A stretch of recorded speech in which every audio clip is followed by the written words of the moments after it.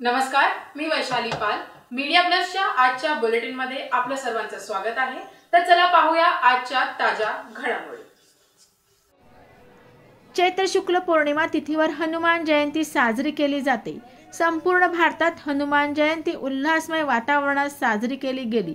बजरंग बली आज देखील या धर्तीवरती सशरीर अस्तित्वात असून संकटाचे निवारण करत आहे असे म्हटले जाते.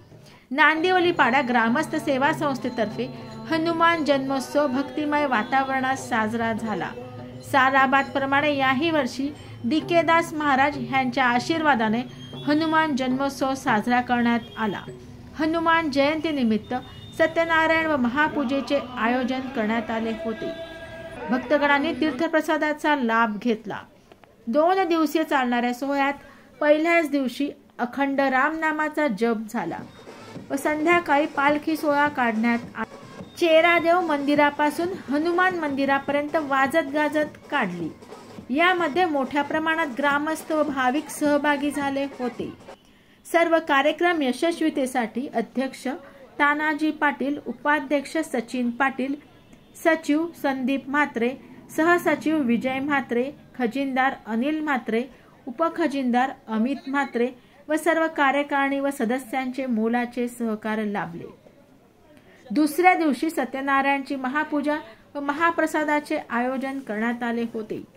तसेच कीर्तनकार, हरिभक्त पारायण प्रकाश महाराज म्हात्रे सोनारपाडा यांचे कीर्तन झाले. नांदिवलीपाडा हरिपाठ मंडळाचे हरिपाठ झाले. कार्यक्रमाचा भाविकांनी व ग्रामस्थांनी व नागरिकांनी मोठ्या प्रमाणात सहभाग घेत कार्यक्रमाचा आनंद घेतला.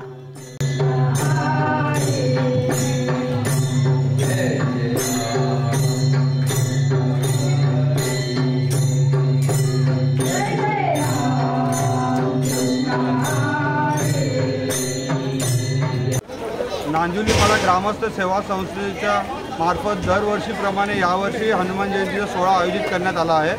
हा सोहळा आमचा दरवर्षी 2 दिवस चालतो. पहिल्या दिवशी आमची मानाची पालखी असते, ती चेरादेव मंदिर, ती हनुमान मंदिर अशी असते. गावातील सर्व महिला यात आणि सर्व लहान थोर एकत्र येतात. वाजत गाजत मिरवणूक असते. आणि यावर्षी या दिवशी हनुमान जयंतीच्या दिवशी संध्याकाळी महाप्रसाद भंडारा आयोजित केला जातो. आणि या ठिकाणी महाभंडाऱ्याच्या दिवशी 5 ते 6 हजार लोकांचं जेवण असतं. आणि नांदिवलीपाडा ग्रामस्थ सेवा संस्था तसेच आमचे गावकरी पूर्ण सहकार्य करतात.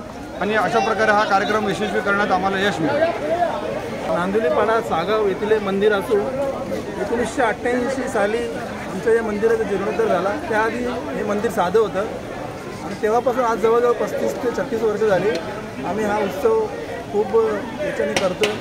आणि आता प्रतिसाद आम्हाला लोकांचा वाढत चालला आहे आणि यावर्षी हा प्रतिसाद वाढला आहे. गावातील चेरादेव मंदिर ते हनुमान मंदिरपर्यंत आमची पालखी होती आणि त्या पालखीला येथील लोकांनी खूप चांगला प्रतिसाद दिला.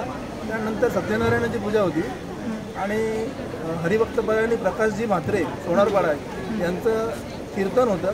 आणि त्यानंतर आम्ही आता महाप्रसादाचा इथे कार्यक्रम केलेला आहे आणि जवळजवळ 3 ते 4 हजार लोक जेवतील एवढं मोठं आयोजन इथे केलेलं आहे. बरं, ह्यासाठी कोणाकोणाचं सहकार्य तुम्हाला लाभलं? यासाठी आम्हाला नांदिवलीपाडा ग्रामस्थ सेवा संस्थे सर्व सभासद, नांदिवलीपाडा सागाव येथील सर्व गावकरी तसेच पिंपळेश्वर महादेव मंदिर ट्रस्टचे सर्व ज्येष्ठ यांचं आम्हाला मोलाचं सहकार्य यासाठी मिळेल. बरं, सदिच्छा भेट कोणी कोणी दिली या कार्यक्रमाला? सदिच्छा भेट दरवेळी इथे राजकीय भेट असते, वरिष्ठांची भेट असते, परंतु यावेळी निवडणुकांचा माहोल असल्यामुळे, आचारसंहिता असल्यामुळे VIP लोकांची उपस्थिती कमी आहे, परंतु स्थानिकांची उपस्थिती जोरात आहे. ग्रामस्थ मोठ्या प्रमाणात.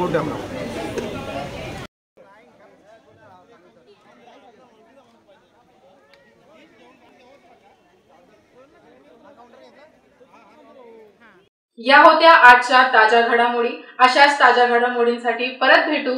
तोपर्यंत जय हिंद, जय महाराष्ट्र.